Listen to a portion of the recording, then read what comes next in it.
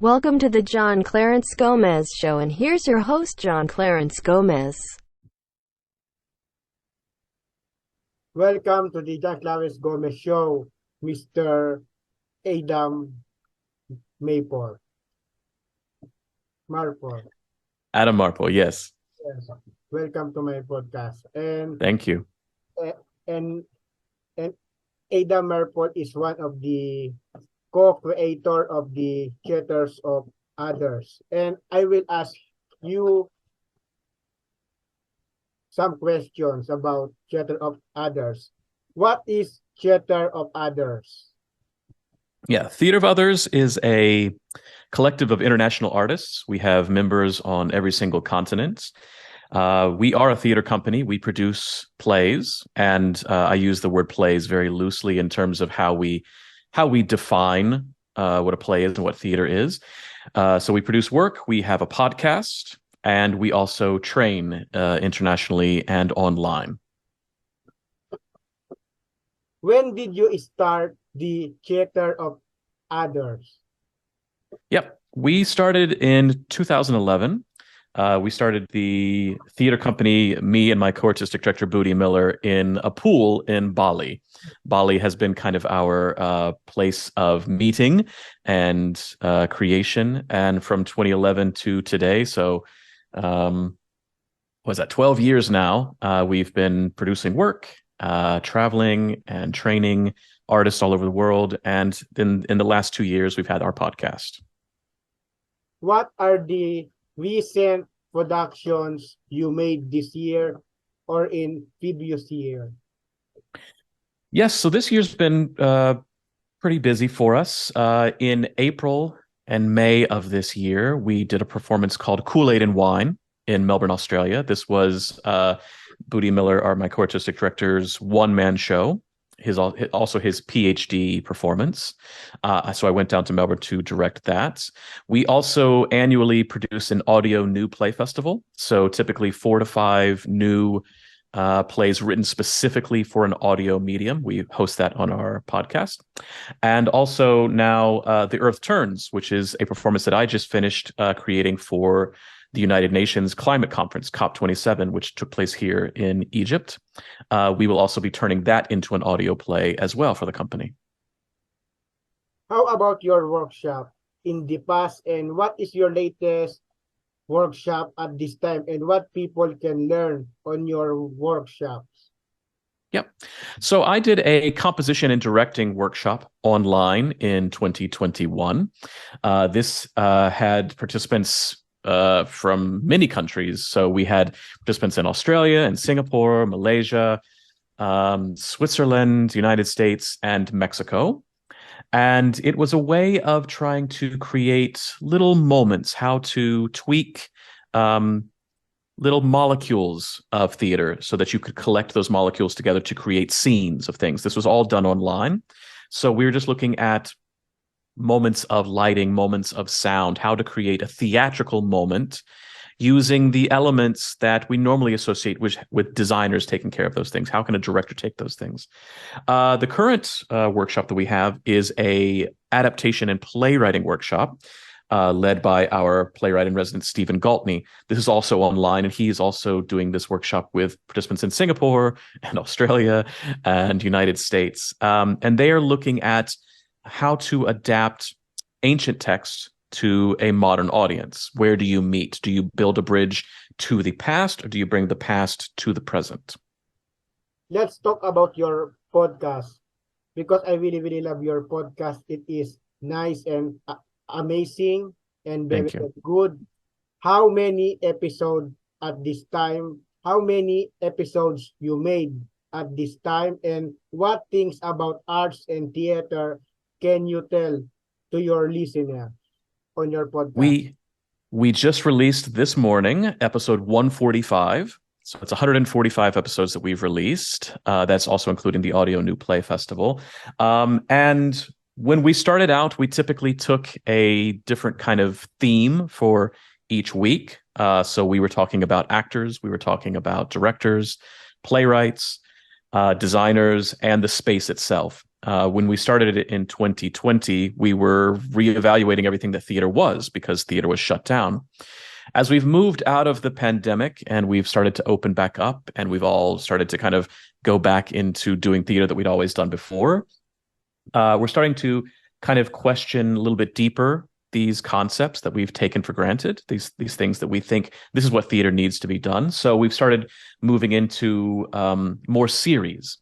So I did a whole month-long series on directors and what directors are doing today and how they don't ever have a chance to talk with each other. We're about to move into a grad school series. So we're going to be interviewing the heads of the major American grad schools in acting, and that will also move on to the UK and overseas as well.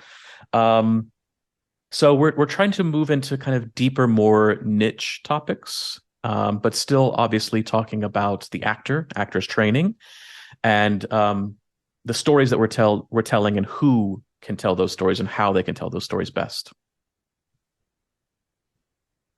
How arts and theater can help many people to make their dreams come true? Because theater can change life also. It can. It absolutely can. Yes. It depends on what the dreams are. I don't want to shoot so high to say that you join the theater and your dreams come true, because theater is a lot of hard work, and I think people need to recognize how much hard work it takes to make your dreams come true. What I can say is that theater can make someone a better person. Yes. You learn through empathy, collaboration, confidence, and something that I end up telling as a professor, I end up telling parents who are worried about their students, their child taking theater, doing theater, is you learn entrepreneurial skills. You become a better citizen. You become a better person. Yes, that's right. And if you decide not to end up doing theater, you're going to be a better person in whatever job you end up doing. You will end up being more human-centered. You'll be able to be more confident, again, empathetic. So in terms of dreams coming true, I think being a better human being is the dream number one, because then whatever else you do after that is instantly better. Yes, because you know why? There are many people, for example, like me, if I study to a theater school, and after I graduate in a theater school, I became a theater actor and became famous. So your dream can become true. So that is very right. Yes, you're right. Yes. And here is what is your favorite segment? Yes, this is a cool segment questions about what is your favorite. What is your favorite place to travel and visit? I miss Asia. I really miss Asia. I lived in Singapore for 10 years, and it was very, very easy for me to travel to Thailand or Bali or Philippines or Japan even. So I really do miss being able to kind of hop on a plane and in 2 hours be anywhere in Southeast Asia. I have lived in many, many places, so it's hard to say what is my favorite. Obviously, United States, Italy and Europe, Asia, all of Asia, Australia, they have special places for me. I lived in Mexico before moving here to Egypt. And I'm really enjoying learning each new place and finding something really beautiful and magical about every single one. So I can't choose just one. What is your favorite food? Tacos, without a doubt, tacos. Tacos also. Yeah, tacos. Living in Mexico, you get really kind of spoiled for it, and it's a shame because I'm not able to find tacos here in Cairo that live up to the quality that I'm looking for. But here in the Philippines, because I'm from the Philippines, we have Taco Bell. Bell. Okay. Well, yes. There you go. So I can eat tacos here in the Philippines. Yes. What is your favorite Broadway shows or theater play? Again, it's hard to say what is my favorites because they all mean something to me. Even if I don't like a show, I learn from them. So I can only count on one. I can count on one hand how many shows I've walked out on that I've not truly enjoyed. I more enjoy certain artists. I enjoy certain directors, or I enjoy certain actors or designers that I want to see what they're working on. Maybe it's a certain theater company, or festivals where I know that I can see a lot of things, but I don't think I can choose just one show that has been fundamental in who I am. I think it's a collection of all the different artists that have influenced me, and different plays that I've seen, and different writers, and the stories that they're telling. So here is the final question because we have no time.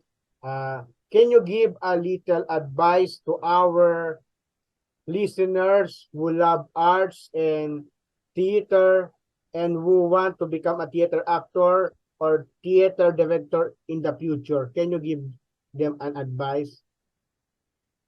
Yeah. Don't wait to be picked. Choose yourself.